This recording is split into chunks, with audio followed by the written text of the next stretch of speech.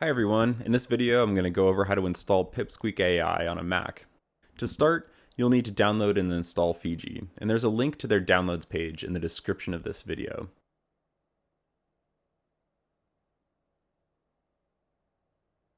We recommend installing Fiji to your applications folder, where you install most applications on a Mac.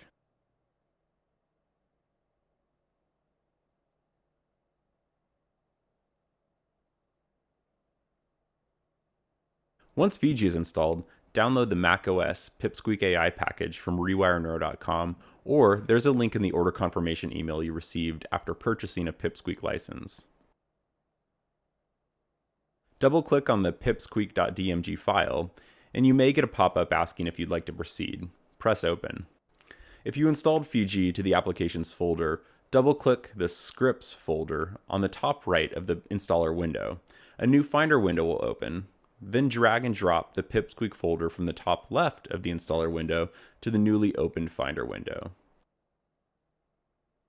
If you installed Fiji to a folder other than the Applications folder, you can use the installer included with the Pipsqueak files. To start, right-click the installer and press Open.